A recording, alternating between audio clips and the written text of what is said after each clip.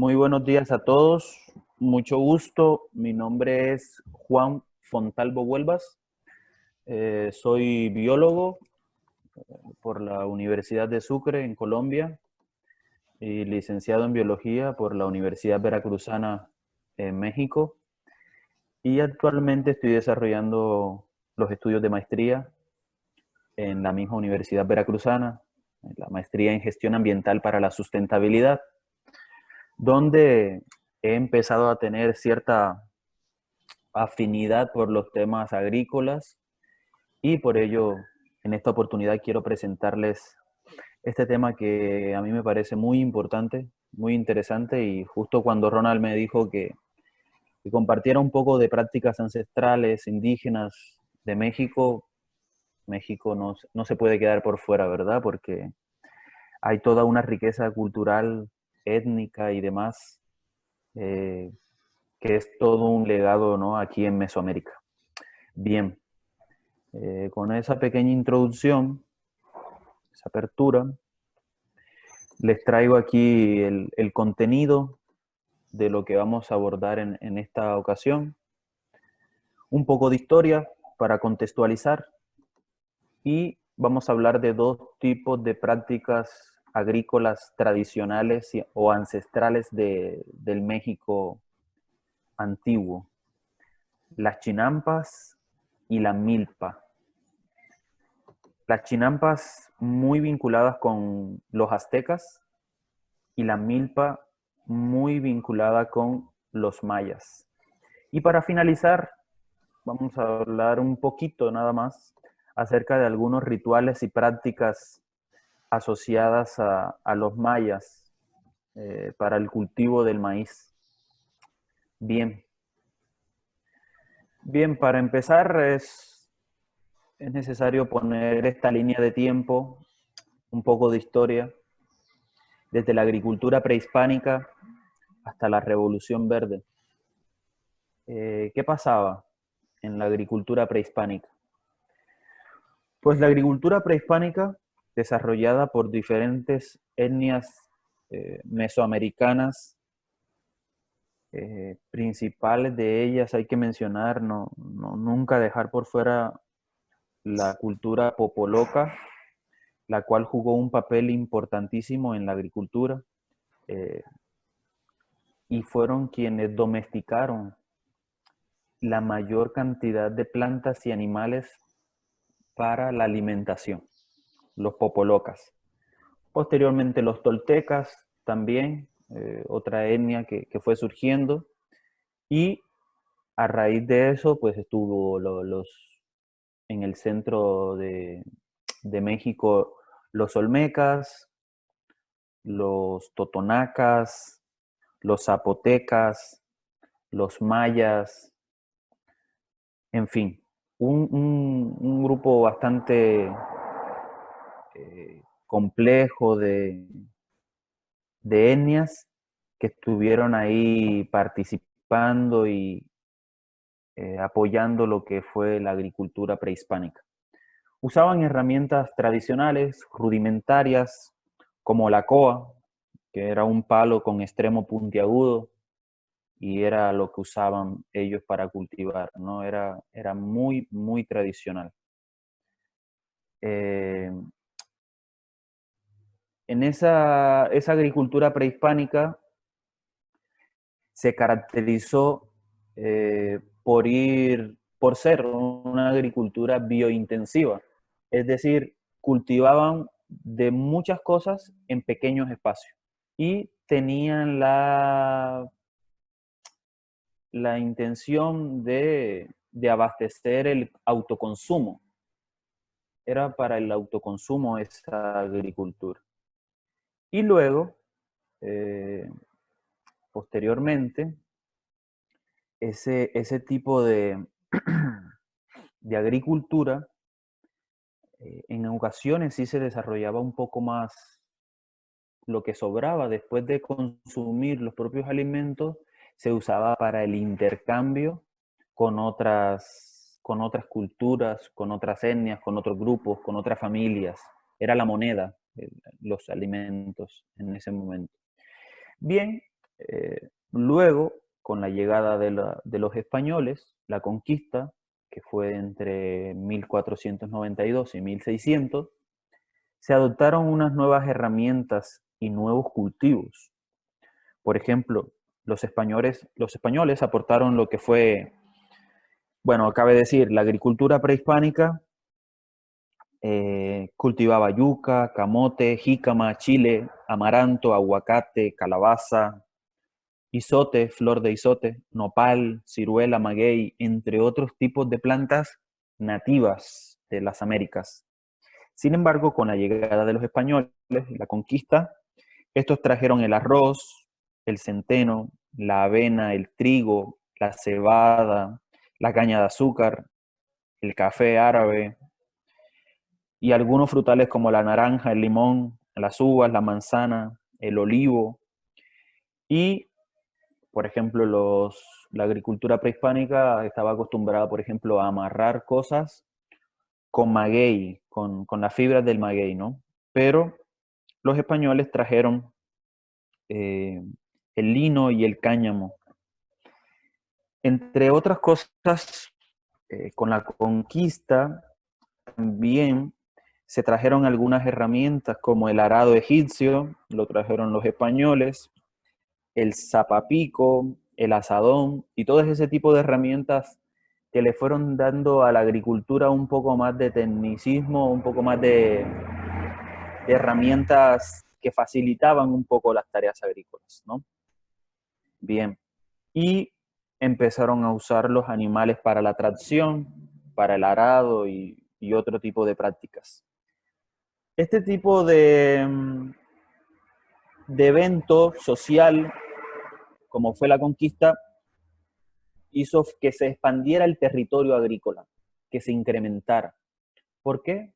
Porque estos españoles tenían intereses en explotación de la tierra y eso lo empezaron a hacer a través de haciendas. La hacienda era un método de conquista que demoró cerca de 400 años y fue la manera en que hacendados españoles construían sus haciendas y a partir de ahí, alrededor de las haciendas, tenían grandes extensiones de terreno que los usaban para cultivar cacao y demás, caña de azúcar, maíz y otros tipos de cultivos de exportación para suplir Europa, España y comerciar, ¿no? Entonces, eh, lo que ocurrió ahí fue que se pasó de un método biointensivo o intensivo a uno extensivo. Se empezó a incrementar el territorio agrícola y esto trajo consigo la destrucción de bosque mesófilo de montaña y otros ecosistemas importantes de México. Bien, hacia 1821 ocurrió lo que en México se llama la Revolución Mexicana, generada justamente por bueno, cabe destacar que en la conquista hubo un montón de epidemias y enfermedades, gripe española y demás, que trajo consigo eh, muerte, miseria, esclavitud y demás, ¿no? Bien, con la revolución, estas personas que estaban campesinos, que estaban como esclavos y que solo trabajaban para los hacendados con una paga miserable, en la cual solo les daban como un techo donde vivir y tres comidas, pero no eran nada justas, llevó a la gente a generar un descontento y un abandono de las haciendas, un abandono del campo, del agro, lo cual trajo consigo una alimentaria rotunda. Y eso lo que trajo fue la revolución. Campesinos se armaron, se defendieron y manifestaron su fuerza y su lucha contra las fuerzas españolas, ¿no? Y de esta manera, después de la revolución, se empezaron a repartir tierras entre las poblaciones indígenas, campesinas y mestizas. Posteriormente, hay una época en México que le llaman el porfirismo o el porfiriato. Uy, ¿sí me escuchan?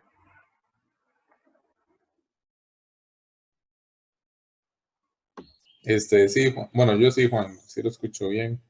Vamos a ver los muchachos Ok, al chat. Sí, dicen que solo sí. una persona no ha escuchado. Ok, listo. Sí, sí, sí, tranquilo. Bien, entonces, en esta época del porfirismo o el porfiriato, no es nada más y nada menos que una dictadura por un militar, creo que oaxaqueño, del sur de México, que estuvo a cargo del país después de la revolución desde 1876 hasta 1911. Durante este tiempo ocurrieron un sinfín de eventos sociales y económicos bastante importantes, como fue el desarrollo de vías férreas para, para trasladar y comercializar cultivos.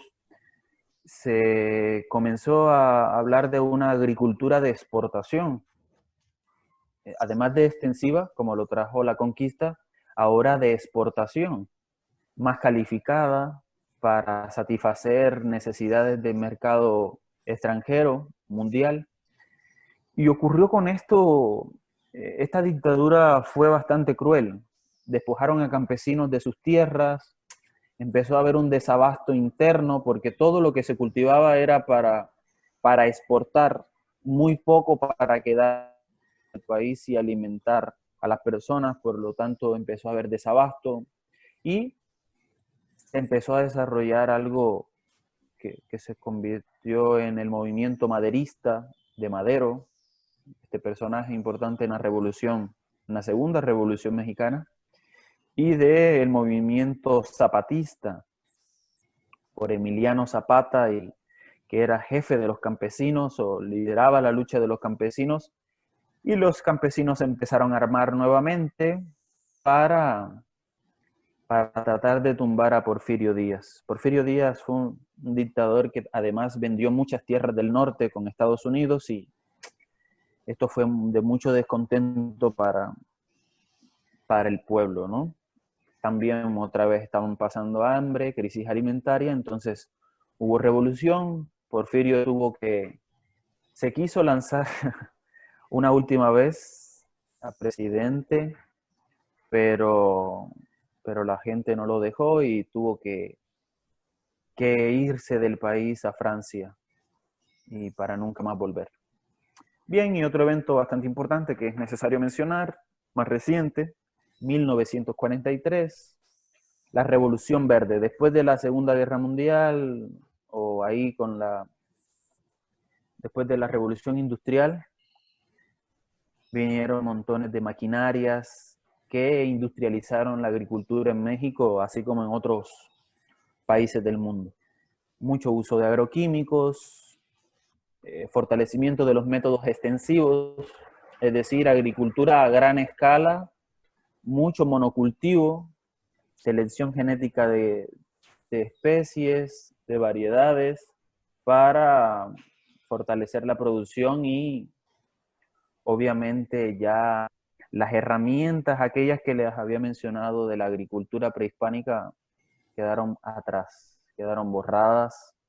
Bueno, borradas es un decir porque todavía en México existen comunidades indígenas en Oaxaca, en Chiapas, en Veracruz, en el sur de Veracruz, parte de Tabasco y toda la península de Yucatán.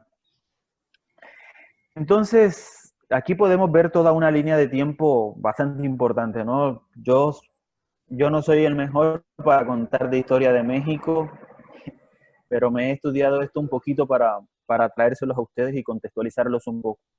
Pero podemos ver toda una serie de cambios que ocurrieron desde la agricultura prehispánica hasta la agricultura moderna, ¿no? Esa tecnificada que podemos ver en la última imagen, con sistemas de riego artificiales, modernos y demás, ¿no? Donde hay un cambio rotundo de prácticas culturales, donde se reemplaza el hombre por máquinas en algunas partes del proceso de la agricultura, y se va tecnificando un poco más este acto, ¿no?, de cultivar. Bien, todo esto para mencionarles que yo les voy a hablar de dos prácticas agrícolas que están inmersas en esta primera parte, lo que es la agricultura prehispánica, especialmente la asociada a dos de los grupos más importantes de la cultura mexicana, los aztecas y los mayas.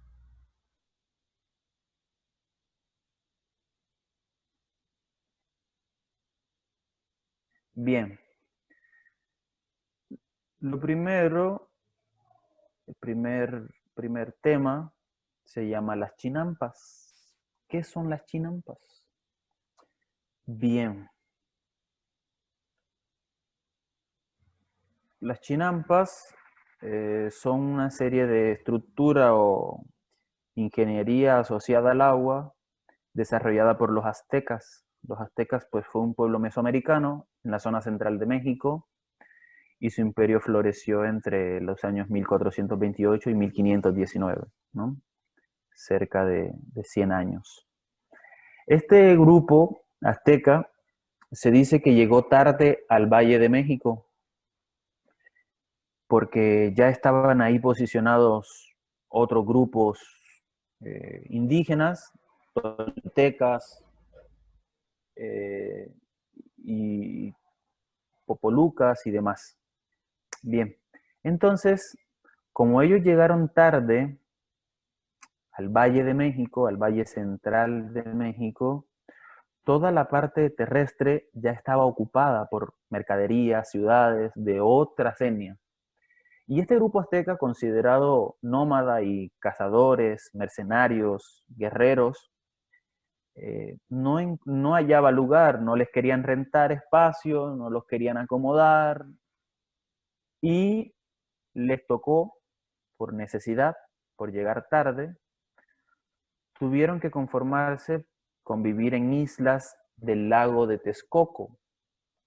El lago de Texcoco es ese que se ve en el mapa, está en el centro de México, e incluía pequeñas islas, algunas islas, pequeñas, grandes y demás, y ahí tuvieron que empezar a vivir.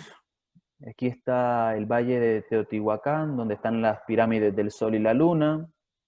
Por acá está el lago de Xochimilco, Sierra de Chichinautzin, la Sierra de las Cruces, el lago de Chalco, Iztapalapa.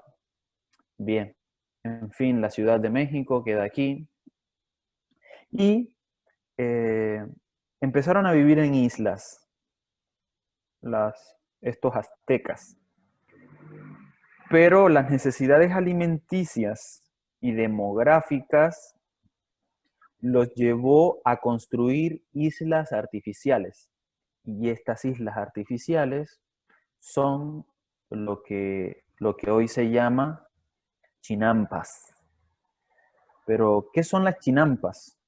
Bien, es un método mesoamericano antiguo de agricultura y expansión territorial desarrollada por los toltecas y más fuertemente desarrolladas por los aztecas por la necesidad que tenían de tener espacios donde cultivar y donde vivir, porque se estaban empezando a multiplicar de manera bárbara y necesitaban espacios donde vivir, ¿no? Donde asentar casas y donde producir alimentos para el consumo. ¿Cómo era que se construía? Pues era una especie de balsa de dimensiones considerables, algunas pequeñas, otras más grandes. Se habla de que algunas son bastante grandes y que fueron construidas con troncos y ramas y amarradas con una variedad de maguey y cubiertas con suelo y restos vegetales. Entonces era una verdadera ingeniería asociada al agua, pequeñas islas artificiales que fueron construyendo y que Esto le iba dando la capacidad de irrigación por debajo, todo estaba siempre húmedo, y arriba, como iban agregando mucha hojarasca, desechos vegetales, hojas secas, troncos, ramas y demás, esto se iba descomponiendo y dando mucha materia orgánica al suelo para poder cultivar diferentes plantas, ¿no? Hortalizas, flores, chiles, maíz, etc. Y además tenían fauna asociada a este lago, como patos, como se puede ver en la imagen, y otro tipo de animales, peces, que estaban ahí y que hacían de la dieta balanceada, ¿no? Completa. Plantas, animales y demás.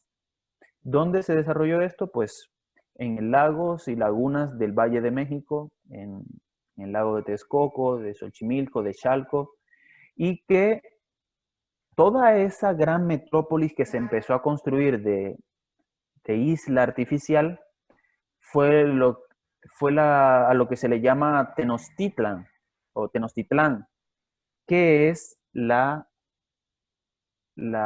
ciudad capital o el imperio azteca, la ciudad capital flotante de los aztecas. Bien. Bueno, acá se puede ver otra imagen más amplia, de otras dimensiones más amplias de una chinampa, largas, extensas, de dimensiones variables, les había mencionado. Y estos personajes, los aztecas, cultivaban y andaban en canoas por estos canales, caminos que quedaban, e iban por ahí cosechando, ¿no? Calabaza, maíz se puede ver, hortalizas, chiles, tomates, y otro tipo de planta, ¿verdad? Para el consumo. Bien, en la chinampa se sembraba, esto era como para iniciar, un sauce, un árbol, que extendiera sus raíces, que crecieran, que se fijaran al fondo del lago y que sostuvieran la tierra firme para empezar a fortalecer estas pequeñas islas y que no se fuesen a mover o a derrumbar para que estuviesen bien agarradas, incorporaban este tipo de árboles, ¿no? Y los sembraban muchas veces cerca de las orillas, empezaban por las orillas y posteriormente se iban adentrando, pero todas estas raíces de árboles se iban interconectando e iban creando como toda una plataforma ingenieril debajo del agua para darle sostén y estructura a este tipo de islas. Las ramas, ahí se me fue una palabra repetida, las ramas y los troncos eran amarradas con istle o agave lechuguilla o agave imperial mágico, algo así le llaman. Es la especie de agave vivípara. Ahí se me fue una tilde también el nombre científico. Y este tipo de agave lo deshebraban, tiene un tipo de fibras que eran utilizadas para y hacer como una especie de tejido, ya sea para los troncos de los bordes, tanto para unas ramas que se tejían en el interior de la estructura de la chinampa, ¿no? Entonces, vemos todo un tipo de prácticas aquí muy rudimentarias, pero que proporcionaron en su momento alimentación y sustento y territorio a esta comunidad. Bien, acá podemos ver otra imagen de las chinampas y se dice que esta técnica que empezó en el lago de Texcoco, al norte de este sistema lagunar, se extendió hasta Xochimilco, un poco más al sur, y su combinación con otras técnicas como la irrigación por canales y la construcción de terrazas de cultivo permitió sustentar una población bastante densa. Los aztecas fue una población mexicana que se reprodujo demasiado en estos tiempos, pero así como se reprodujo, también tuvo la capacidad de construir tantas chinampas como fue posible para abastecer territorio y alimentación. Y justamente en el lago de Xochimilco es donde se encuentran las chinampas hoy actualmente y que se pueden ver, se pueden presenciar.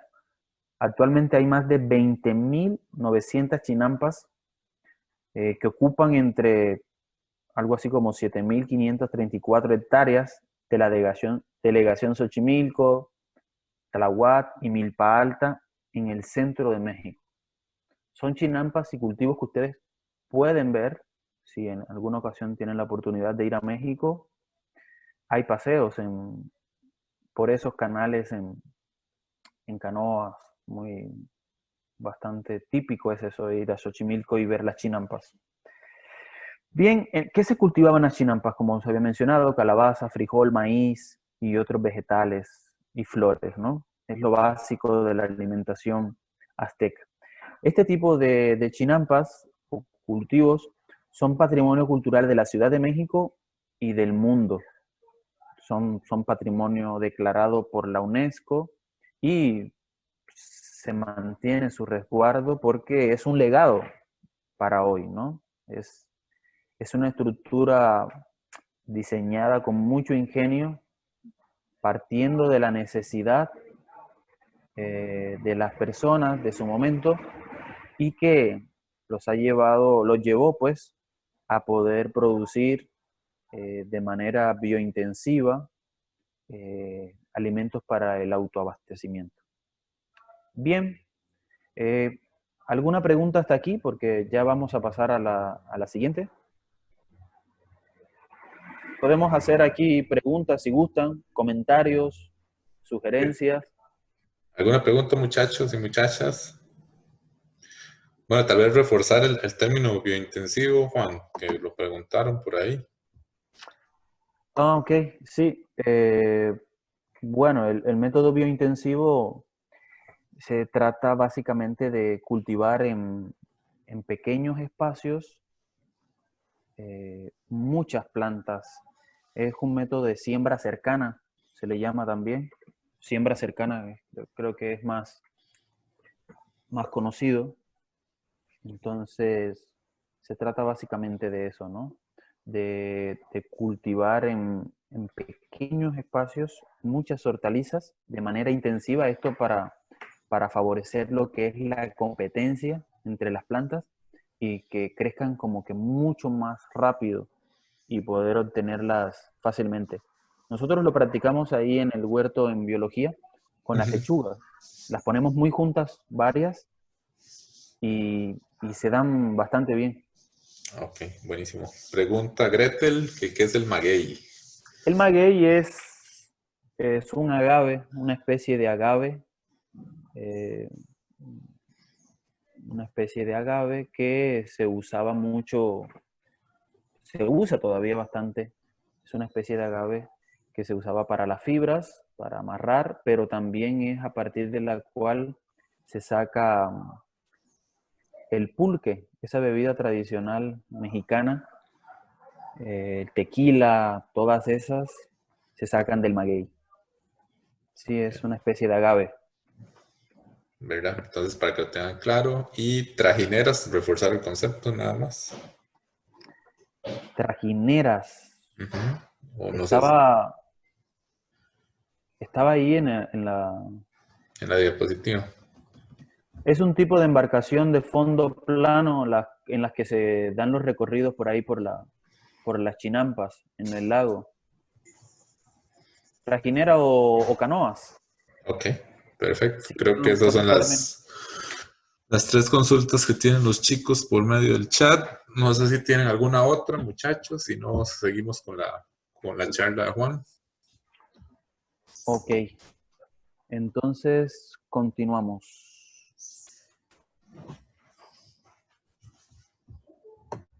Bien, el segundo cultivo, casi mucho más conocido para ustedes porque perteneció a los mayas y los mayas se extendieron mucho más, se extendieron desde toda la península de Yucatán, incluida una parte de Tabasco, Campeche, Mérida, eh, Quintana Roo, Belice, Guatemala hasta un poco de Honduras, es lo que está más cerca a Costa Rica, ¿verdad? La milpa. Etimológicamente, la milpa viene del náhuatl, una lengua azteca y mexicana tradicional. Mili, que es parcela sembrada, y pan, que es encima. Lo que se siembra en la parcela básicamente traduce milpa. Lo que se siembra en la parcela. Estaba preguntando yo aquí ayer, le presenté un poquito de estas diapositivas a un compañero aquí en San Ramón y me mencionó que para él, no sé si para ustedes, ya ahorita me dirán, si milpa es, ustedes lo asocian nada más con maíz, o me equivoco. Pueden hablar para escucharlos. Si es que yo tengo el host, entonces yo Ok. los controlo. Ok, Pero ok. entonces, si uno quiere hablar, bueno, aquí Sí, dicen que sí. ahí los leo, sí, ahí los leo, más o menos. ¿Qué concepciones de milpa tienen ustedes? Es lo mismo que en México, que es un agroecosistema cultural mesoamericano cuyos principales exponentes fueron los mayas, pero se siembra maíz al menos de 1, 2, 3 hectáreas. Ok, Yo creo que va un solo poquito con más. maíz. Ok, ok, Aquí hay un asocio que siempre se ha hecho que es maíz y frijol, ¿verdad? ok. También. Entonces creo que por ahí se define más en Sí, la sí, parte de la rotación. Pero ok. Listo, pues. Bueno, esta milpa, la milpa es un verdadero agroecosistema y muchos investigadores actuales se han atrevido a decir que la milpa es un sistema agroecológico. ¿Qué quiere decir esto? Que es un sistema de cultivo que tiene mucha similitud con los ecosistemas nativos del entorno. Es decir, conserva mucho esa estructura ecológica del entorno, ¿no? Que es policultivo. Por eso se habla de que en la milpa hay tres hermanas, el maíz, la calabaza y el frijol. Son como tres componentes básicos que en México siempre deben estar en la milpa. La milpa siempre debe tener este tipo de cultivo, de plantas, maíz, calabaza y frijol. Y dependiendo de las regiones, algunas son más frías, otras más calientes, dependiendo del relieve también, algunas regiones incorporan chile, capsicum, especies, variedades, todas las variedades de chile, de pimiento, ají o como lo llamen, y también hacen parte de la alimentación, ¿no? Entonces, este cultivo, desarrollado por los mayas, eh, se ha hablado mucho, es todo un movimiento en México, la milpa. Hay diferentes movimientos y actores sociales que hablan acerca de la milpa como una forma de resistencia. Pero ¿por qué de resistencia? Porque justamente, como si recordamos un poco la historia, los métodos extensivos, como lo que ustedes me hablan ahí, de 2 o 3 hectáreas o a veces más, como dice Ronald, eso justamente es método extensivo. Sin embargo, la milpa tradicionalmente no, la tradicional, la verdadera, no era extensiva, era biointensiva. Entonces, en ese sentido, siempre trató de conservar eh, muchas especies, una milpa biodiversa, muy parecida a los ecosistemas como se encuentran en la naturaleza, ¿no? Muchas especies interaccionando y eh, con unas prácticas que vamos a ver ahorita que les van a gustar mucho. Yo espero. A ver. Bien. Entonces aquí tenemos a las tres hermanas más el chile, que son los componentes principales de la milpa. Así como se ve en esa foto, es como debe verse una milpa. Ahí está el maíz, Está la calabaza por debajo. No se puede ver ni percibir el frijol casi, quizás sí, por ahí enredado en el maíz. Y el chile por ahí escondidito, ¿no? El maíz es fundamental porque hace parte o constituye la base histórica de la alimentación regional.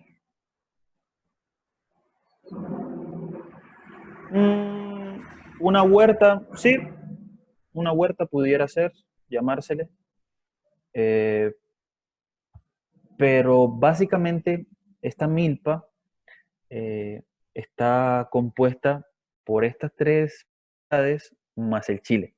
Y hablábamos del maíz como el constituyente principal de la alimentación en México y en toda América. Básicamente fue muy importante el maíz para la tortilla, actualmente en México, para la masa, para las arepas en Colombia, en Venezuela y demás, ¿no? En toda América el maíz fue demasiado fundamental para la alimentación y es el que aporta almidones y harinas, ¿no? Luego está el frijol, que aporta proteínas, básicamente, y se consumen tanto las vainas verdes, en México se consumían las vainas es como la cáscara del frijol, como los granos secos. Y cuando hablo también de vainas me refiero a otras variedades como los ejotes, que se consume la vaina entera con todo y semillas. Pero también los granos secos, que son los frijoles, cuando ya se secan las semillas de estos variedades de Phaseolus vulgaris, muchas variedades de estos, frijol rojo, blanco, negro, azul, un montón que hay en México. También de la calabaza y todas las variedades de calabacita, calabacín, de cucurbita, pepo, hace parte de la base alimenticia de la región mesoamericana. Es muy cultural desde México hasta Bolivia, la inclusión de estas tres que he mencionado, maíz, frijol y calabaza. Y son nativas de aquí, de la América, del Nuevo Mundo. Y el chile, que ese sí se arraigó mucho en México, que está normalmente presente en la milpa, dependiendo de la región y el clima del que estemos hablando, ¿no? La calabaza, ayote, sí. Uh-huh.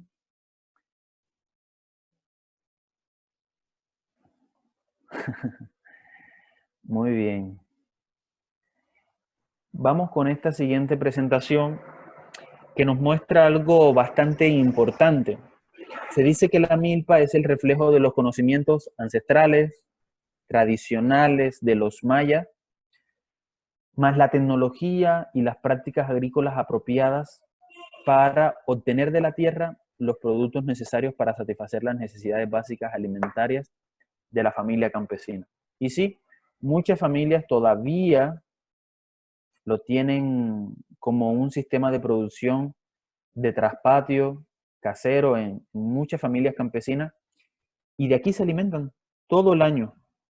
Todo el año se alimentan de este sistema agrícola que provee lo necesario para autoabastecerse.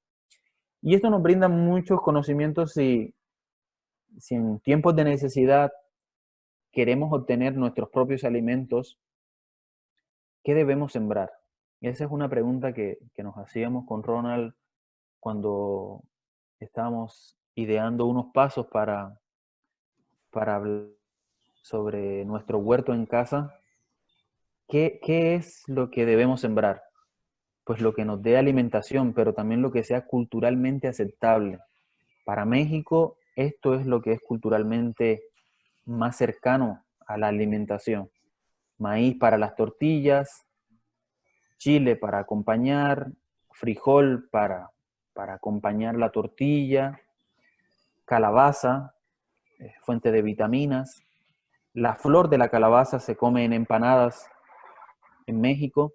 Y ahí arribita, lo que para otras culturas pareciera algo como, ya se me echó a perder el maíz, le cayó un hongo, el huitlacoche o el cuitlacoche. Pues es un hongo que se come en México, se prepara y es muy delicioso. Entonces, es algo que se dice que todo lo que llega a la milpa se consume. Entonces, es algo bastante importante saber que dentro de la milpa, con este tipo de asociación de cultivos, porque esta es una asociación y por eso también se le habla de que, de que es un sistema agroecológico porque tiene un policultivo asociado, donde hay unas especies que comparten un mismo espacio y que están proporcionando diferentes funciones ecológicas.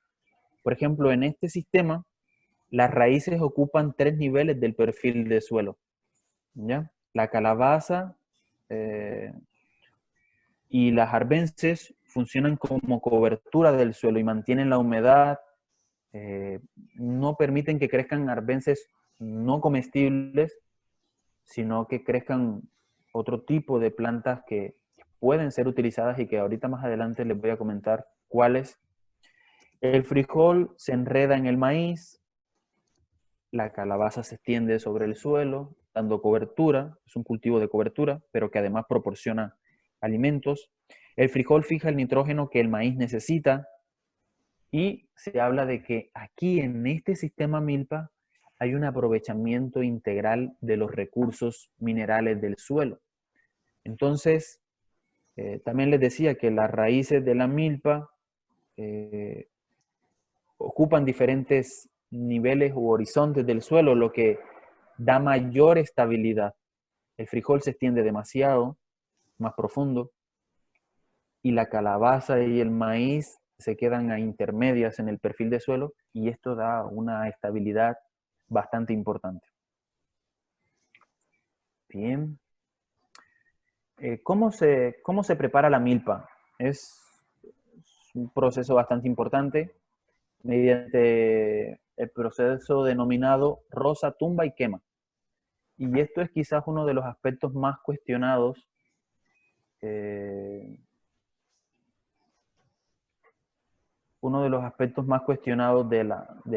estos sistemas porque no se ve como una práctica que fuese buena para el ambiente, ¿no? Roza significa preparar el terreno, tumbar todo lo que haya y tumbar, y luego quemar posteriormente lo que quede para incorporar los residuos orgánicos al suelo. Muchas personas lo cuestionan, otros creen que a pequeña escala, como era la milpa, que era un sembradío corto, no tiene efectos tan nocivos, pero si nos vamos un poco a la microbiología del suelo, la quema, todo este tipo de aspectos pudieran sí influir en lo que es la biota edáfica, ¿no? Macrofauna, microfauna, mesofauna y demás. La técnica de siembra y cultivo era una siembra manual con la coa, con esta estructura que es un palo con una punta en forma de lanza. Esa era la estructura en su momento, pero ahora se ha tecnificado y como se ve en la foto, ya se usan palas, ¿no? Pero tradicionalmente se usaba la coa.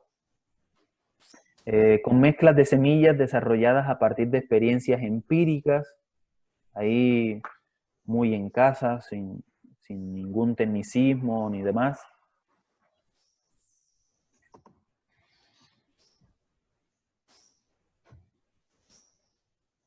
La coa es la herramienta, un palo con una punta en forma de lanza con la que se sembraba o se trabajaba la tierra tradicionalmente. Lo hacían los mayas de esa forma.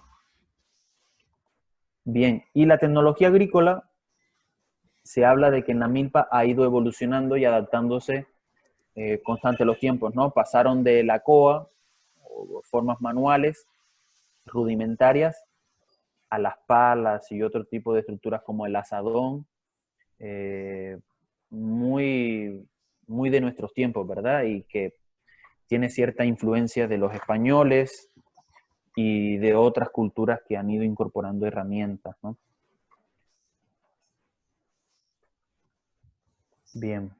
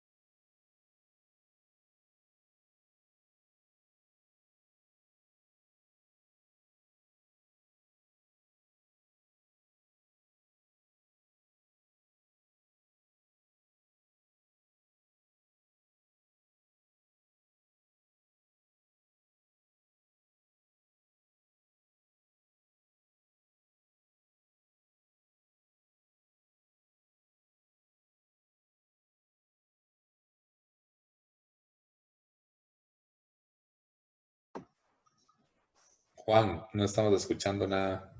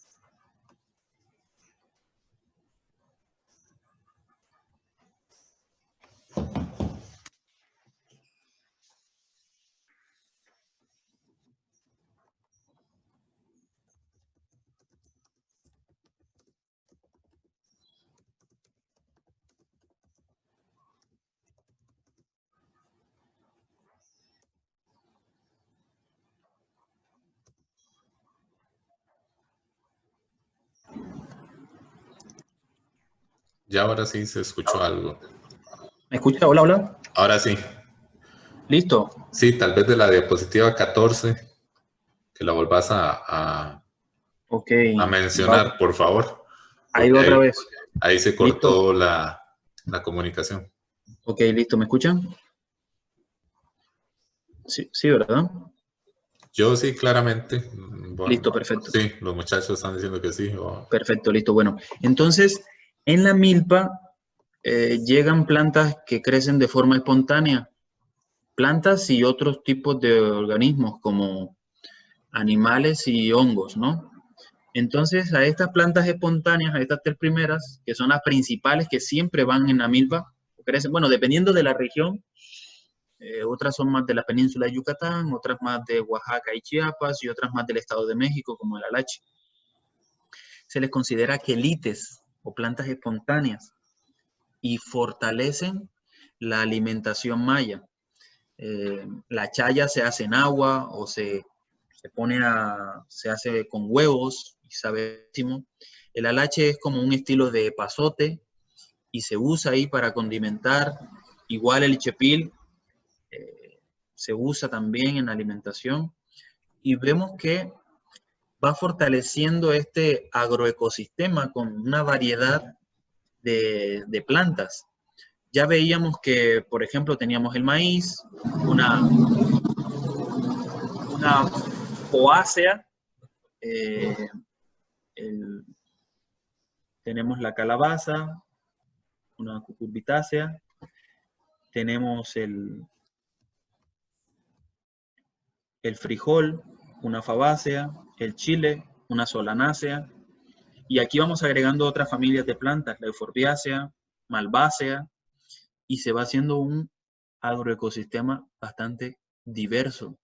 Y esta diversidad es lo que garantiza el biocontrol de plagas, es lo que garantiza que el agroecosistema haya un flujo de nutrientes bastante importantes y que haya un equilibrio, que haya algunas plantas que están donando nutrientes y otras que están aportando y otras están recibiendo, y de esa forma se mantiene la dinámica del agroecosistema.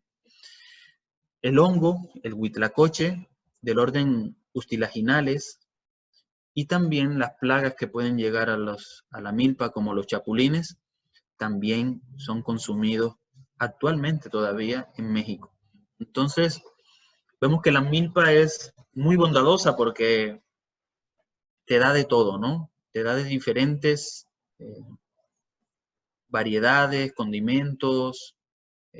La chaya se hace en agua también, jugo, y es súper buena también medicinalmente.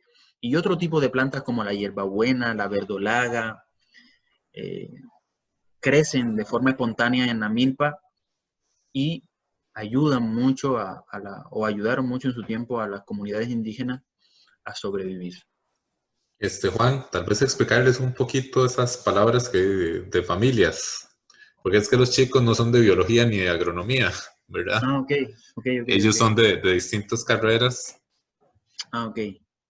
Bien, Pues según la taxonomía del sistema vegetal, se dividen las plantas o se organizan para su estudio y para su organización en familias, ¿ya?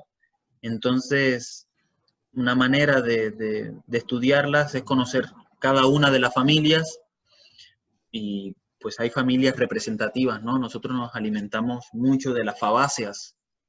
Son todas aquellas plantas que tienen hojas compuestas y opuestas y que tienen frutos envainados, que vienen en una vaina, una cubierta, como los frijoles, por ejemplo. Entonces, esa es la familia de por ejemplo, de las fabáceas. Y así, cada familia tiene características muy específicas que se pueden determinar por la forma de la hoja, por la forma de la flor, hojas compuestas u opuestas, en fin, por un montón de características que sería otro tema, pero que este sistema de clasificación de las plantas nos permite tener una organización, ¿no? Es como saber a qué familia pertenece cada planta, ¿no? Es como los apellidos, por decirlo así, en la actualidad, ¿no? Saber a qué familia pertenece. Bien. Y también para la parte de los hongos, también hay un sistema de clasificación, igual para los animales. Y entonces acá también se habla de familia, pero el orden es como una clasificación ahí que está inferior y que también nos permite a nosotros distinguir a qué grupo de hongos estamos hablando, ¿no?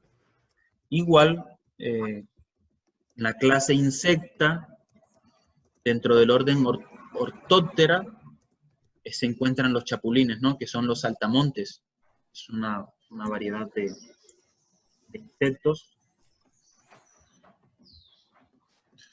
La chaya no la comemos. No, nosotros no comemos ninguna de esas dos Ninguna, plantas ni el alache ni el chepil tampoco. No, ¿verdad? Porque el alache y el chepil son más como arbences, creo yo. Sí, son arbences, o sea, es una cosa que nadie se comería, pero los mayas lo hacían y todavía lo siguen haciendo.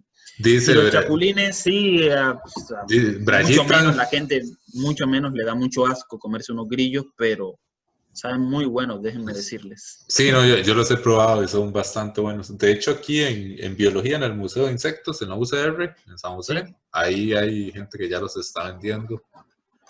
Igual que allá en ok, México, como con chile o con chocolate, pero saben bien. Yo les iba a llevar, pero salados. Nos mandaron a la casa. muy bien.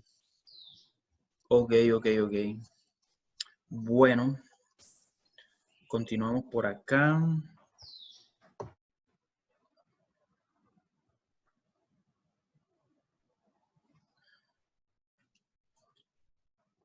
Entonces, es algo bastante curioso, pero en ninguno de las lenguas o idiomas originarios de las lenguas indígenas existe el concepto de maleza. Es algo bastante curioso, ¿verdad?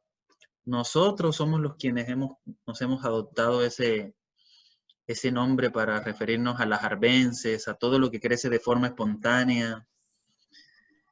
Entonces, eh, es bastante curioso porque los mayas, nada era arbense, todo lo que nacía ahí era producto de la tierra, era, era digno de consumir y de alguna forma u otra hacía parte de la alimentación, era como una forma de agradecer, le fueron encontrando uso a cada una de esas plantas, saberes que se han erosionado, se han perdido, y que para quienes estudian lo que es la etnobotánica, tratan e intentan un poco de rescatar cada uno de estos saberes, ¿no? El uso de estas plantas espontáneas, ¿para qué saben, para qué sirven o pueden servir en la alimentación o en la medicina o como aromáticas dentro de nuestra cultura actual? La diversidad genética de las especies cultivadas, combinada con la diversidad de plantas espontáneas que aparecen en el terreno de la milpa, hacen de la milpa uno de los ecosistemas más ricos, complejos y completos. Y es que si nos ponemos a pensar mencionamos diferentes familias de plantas que difícilmente se pueden encontrar en un agroecosistema actual, ¿no? Actualmente lo que vemos son muchos monocultivos, sembradíos de piña solitos, sembradíos de maíz, a veces con uno que otro frijol, a veces, no siempre.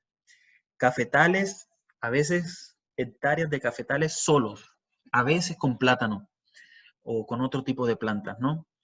Pero esta, la milpa, es un ejemplo de un sistema ecológico, de un agroecosistema verdadero, donde hay diversidad genética y donde cada planta cumple una función, tanto para el ecosistema como para la cultura y la alimentación de quienes la producen. Entonces, es bastante complejo porque hay todo un montón de interacciones ahí por entender a nivel ecológico, a nivel biológico, la cuestión que les comentaba de la calabaza como cobertura del suelo, para evitar la humedad, para evitar la erosión.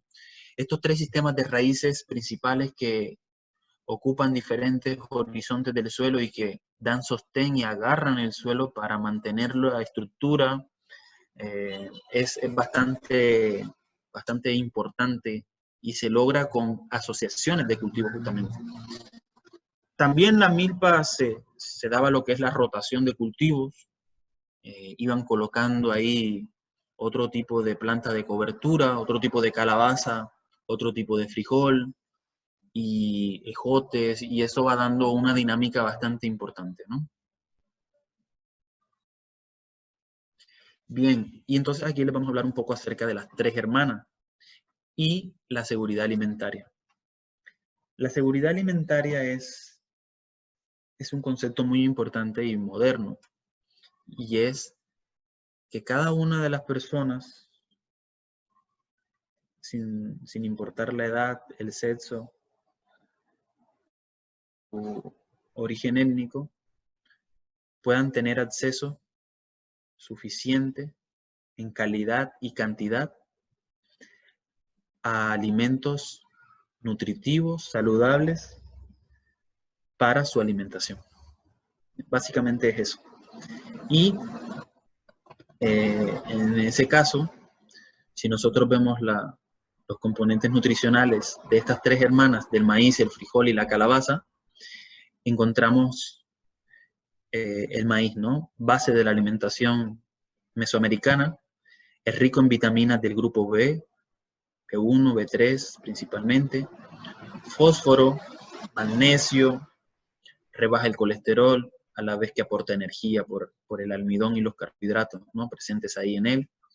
El frijol son ricos en proteínas, y ya vamos completando, fibras, vitaminas y minerales esenciales, lo que los convierte en tesoros nutritivos. Los frijoles son muy importantes en la nutrición. Y luego tenemos la calabaza, de la cual se aprovechan las semillas, que aportan calcio, hierro, magnesio. Las flores se consumen también, tiernas. Incluso las guías, las ramitas tiernas, también se consumen en la cultura maya y actualmente lo hacen. Proporcionan potasio. Y las calabazas maduras proporcionan calcio, fósforo, hierro, magnesio, potasio, zinc y un montón de elementos esenciales para la alimentación. Omega 3, cucurbitina, propios de las cucurbitáceas, fibra dietética, potasio, antioxidante, todo, vitamina B, todo lo que se necesita para una buena alimentación está en estas tres hermanas. Si lo complementamos con el chile, para darle un poco de picor a las cosas, condimentos como las otras herbáceas, las otras arbences que les había mencionado, ya hacen completo, ¿no?, el asunto, más los chapulines. Bien, se habla de que los nativos, los aztecas y los mayas estaban mejor nutridos, y eso lo dice documentos históricos, estaban mejor nutridos que los españoles cuando llegaron a las Américas. Se les veía más vigorosos, más rosados, mejor alimentados por comidas balanceadas a base de vegetarianas, en su gran mayoría, y que los hacía, y todo eso no es mentira si vemos el trasfondo de todo lo que hay detrás de este tipo de alimentos, ¿no? Bueno, terminamos esta segunda parte. Si hay preguntas, comentarios, sugerencias.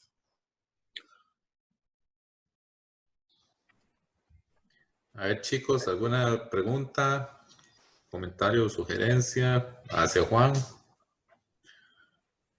Esta vez la podemos hacer, voy a desactivarle a todos los micrófonos para que hablen un poquito. También nos gustaría oírlos.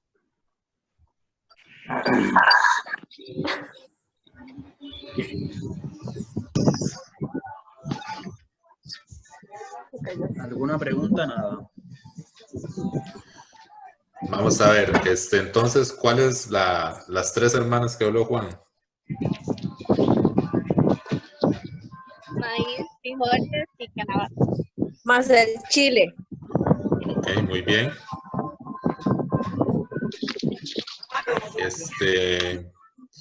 Madre, la perra de la mujer de Todd subió fotos de mami desde a Facebook. Chile. Y no sabe clasificar, madre. Ay, mae. Hagámosle un despiche. Bueno, mejor quito todos los micrófonos Sí, ya me di cuenta. por aquello. Ok. Vamos a ver en el chat. Sigamos por chat mejor. Ok. No sé, Juan, bastante completo esta parte de la milpa, ¿verdad? Nos lleva a entender un poco más esa cosmovisión, ¿verdad? Indígena, sí, de la parte maya, y de que sí debemos integrar más cosas a nuestra alimentación también. Claro, sí. Sí, la milpa es, como dicen en México, la milpa es la onda, en el sentido de que lo tiene todo lo necesario, tanto para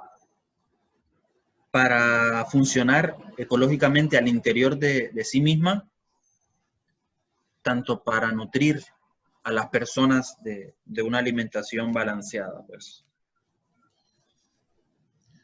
Sí, correcto. Igual vea que a tan poquita distancia, ¿verdad? Que aquí a México tampoco es tan largo. ¿Cómo Sí, cambiamos nuestros hábitos alimenticios, ¿verdad? Porque... Sí. Y eso va un poco en toda esta colonización, ¿no? Sí.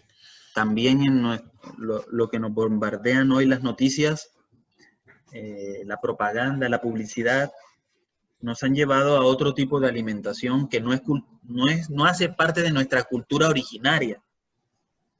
Hemos perdido nuestra cultura originaria, hemos perdido este tipo de saberes como la milpa, como las chinampas. O sea, ya no se hace, ya se perdió un poco, o a la gente tampoco le interesa hacerlo, porque lo que le interesa ahora es comerse una hamburguesa, unas papas a la francesa, un espagueti italiano. Una pizza. O sea, nada de aquí, sino es de italiano, francés, americano, de Estados Unidos, o una comida mediterránea, y no está mal, o sea, de vez en cuando, pero eso nos ha llevado también a depender de otras, a tener que importar productos, teniendo aquí una variedad de cosas que serían suficientes para nuestra alimentación. Preguntan que cuál es un desayuno típico mexicano. Depende de la región también. Pero... Depende de la región, pero pues así general, yo hablo de mi experiencia. Generalmente unas enchiladas, que son unas tortillas que llevan por dentro ya sea pollo, queso, jamón, envueltas y bañadas en una salsa de tomate. Y arriba le ponen lechuga y queso rallado. Entonces, esas son las enchiladas. O los chilaquiles, que son como los tortillas en triangulitos fritas, bañada con salsa de tomate y con pollo desmechado. Eso. O unos huevos al gusto, con perfecto. chile a la mexicana, con chile y tomate. ¿Sí? Muy bien. Unos taquitos. Unos taquitos, qué bueno unos taquitos. Unos taquitos de carnita, de cecina, de campechano, Sí, de no. huitlacoche. Mejor no antojemos a los muchachos que no han desayunado. Bueno, el Zoom nos dio chance de tiempo ilimitado. No sé, yo creo que es mejor seguir y terminarlo, ¿verdad? Que volver a hacer otro chat y toda la cosa, porque es más... Listo, muy bien. Entonces, si gusta, continuamos. Ok. Seguimos aquí. Ya nos faltan 2 diapositivas, no, 3. Ok, está bien. Bueno. Es muy común mencionar esta parte, ¿no? De que hay toda una ritualidad y una serie de prácticas ahí asociadas a la cultura maya, ¿no? Como la bendición de la tierra, la bendición de las semillas, la purificación de las semillas, toda una serie de rituales que hacen parte de las culturas mesoamericanas, tanto de los aztecas como de los mayas. Tanto así que dentro de todas las deidades que ellos tenían, diosa del sol, la diosa de la luna, la diosa del agua, del rayo, de todo, también incluían una diosa mexica de la subsistencia o de la agricultura, también se le llama, en especial del maíz, la principal patrona de la vegetación y por extensión diosa también de la fertilidad, tanto de la fertilidad del suelo como de la fertilidad de la mujer. Entonces, Chicometcoatl era esta diosa mexica a la cual se le daban tributos y tenía sus tiempos y momentos en septiembre, creo, cuando se le hacían los rituales, altares en las casas, eran adornados con plantas de maíz y en los templos se bendecían las semillas que se iban a cultivar posteriormente. Es bastante curioso, me puse a leer sobre esta parte y es poco fuerte porque tenían monumentos de esta diosa en algún lugar de los cimientos mayas y ahí un sacerdote le iba a ofrecer un sacrificio y ofrecían a una mujer joven y la sacrificaban. Sacrificaban una mujer cada vez que le iban a hacer una veneración a esta diosa. Y desmembranaban a la mujer y el sacerdote se vestía con la piel de esta mujer y ahí se hacía todo el ritual, ¿no? Unas cosas bastante fuertes también, pero que pues hacen parte de su cosmovisión también, ¿no? Y es respetable también. Bien, ahora sí finalizamos con esta tabla que he construido para ustedes solamente sobre algunos rituales para el cultivo del maíz que tienen que ver con la cultura maya, ¿no? Se habla, y esta es una cuestión textual recopilada de un campesino, dice que los campesinos primero hacen su oración a la tierra diciéndole que es su madre y que la quieren abrir y ponerle el arado o coa a las espaldas. A este punto piden favor a su deidad, Quetzalcóatl, en su forma de protector de la agricultura, para que les dé esfuerzo para poder labrar la tierra. Y entonces, el primer ritual, este es como el primero, es un permiso de intervención. Y el barbecheo, ese ritual, que en la actividad material implica la labranza. Luego viene el conjuro a la coa o a la teracúa, que es a la herramienta esta que les he mencionado de palo en forma de lanza, con punta de lanza. Y es la preparación de los instrumentos para la siembra. Y es ahí decir todo un ritual sobre la herramienta, que no se me dañe, que todo un montón de cosas. Es curioso. Luego viene el conjuro a la espuerta que tiene maíz. Toma del maíz escogido como mejor semilla para la siembra, ofrecerlo a los dioses y empezar a hacer ahí un conjuro, ¿no? Luego el conjuro a la madre tierra, ya húmeda por las lluvias, para el comienzo de la siembra del maíz con la coa o la tarecúa. El ritual para evitar el ataque de los animales al cultivo. Entonces hay un ritual para cada animal, para los tejones, para las hormigas y para otros animales que pudiesen llegar a ser plaga y a comerse la milpa. Entonces, introducen agua sobre los nidos de las hormigas, alrededor, ahí se me fue.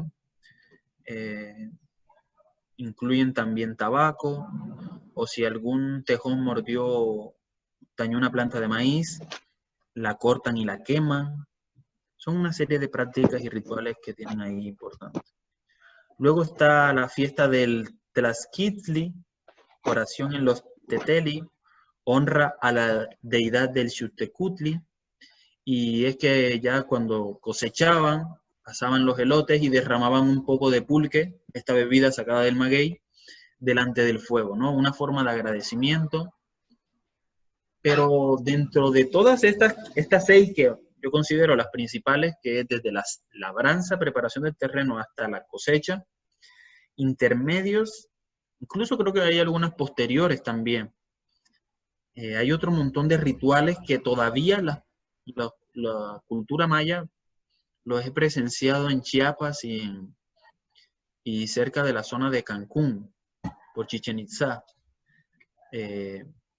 Este tipo de experiencias también, que rituales que todavía se mantienen de personas campesinos que todavía le piden permiso a la tierra para cultivarla, como señal de respeto, para poderla labrar, hacerle daño, porque creen que meterle la pala a la tierra es causarle daño, ¿no?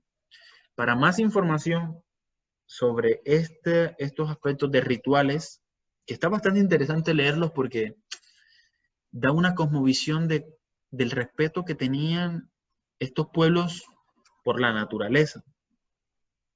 Y quizás nos concientiza y nos sensibiliza un poco acerca de cómo debe ser nuestro comportamiento con la naturaleza. Está ese artículo que está ahí de Contreras 2004, que habla acerca de rituales y actividades materiales en la antigua agricultura indígena de México. Es un artículo bastante completo, trae hasta testimonios vivos de recopilados de indígenas actuales en México. Muy bien. De esta forma llegamos al final, con esta forma de resumen. Hablamos de 3 cosas, ¿verdad? De las chinampas, de la milpa y de las prácticas tradicionales, ¿no? Son sistemas agroecológicos, se dice, por lo que he mencionado ya en varias ocasiones, son sistemas que están acordes con la naturaleza, con los ecosistemas terrestres tradicionales que están alrededor de estos cultivos. Mantienen biodiversidad, no hay uso de agroquímicos en la milpa ni en la chinampa, hay una fertilización orgánica por medio de hojarasca, residuos vegetales, se usa la cobertura vegetal con la calabaza, retención del suelo, manteniendo la humedad, y se ve toda una serie de conocimientos, saberes, riqueza cultural que son un legado de los aztecas y los mayas, ¿no? Las dos principales comunidades indígenas mexicanas. Las prácticas agrícolas asociadas a este tipo de agroecosistemas nos brindan saberes para la agricultura de nuestros tiempos. Y sí, ya ustedes, con todo lo que les he mencionado, sabrán qué detalles podemos sacar de cada uno de esas prácticas, ¿no? Tanto de las chinampas, un sistema completo con peces, patos, maíz, hortalizas, calabaza, demás, maíz, tanto de la milpa, ¿no? Este sistema completo de asociado, donde vemos de todo, incluido hongos y también chapulines. Y bueno, también lo que mencionamos al final, este tipo de prácticas tradicionales reflejan importantes ejemplos de soberanía y seguridad alimentaria, que en su momento por las necesidades llevaron a este tipo de comunidades a poder satisfacer sus necesidades alimenticias, de acuerdo también a los alto crecimiento demográfico que tuvieron en su momento. Entonces, yo creo que hay mucho por aprender de las comunidades indígenas, saben demasiado sobre la tierra. Hay cosas que a uno le enseñan en la universidad y que luego va a campo y ya estas personas lo sabían desde hace años, antes que estuviese escrito en cualquier libro moderno. Entonces, y hay muchas cosas por documentar, saberes tradicionales de los indígenas sobre asociaciones de cultivo bárbaras, sobre cuestiones que están ahí y que probablemente algunos se van a perder y se han ido perdiendo. Unidades de saberes sobre plantas curativas, medicinales, asociaciones de cultivo, control de plagas, en fin. Un montón de saberes que es muy importante para quienes les interese introducirse a todos estos, ¿no? A todo esto de la etnobotánica y de los saberes indígenas. Ok, Bien, muchas gracias. Agradecerle a Juan por su excelente charla, ¿verdad? Creo que aprendimos bastante de todas estas prácticas y a mí sí me gustaría oír algunos de manera ordenada, mejor, ¿verdad? Con algún tipo de comentario o cierre o pregunta hacia Juan.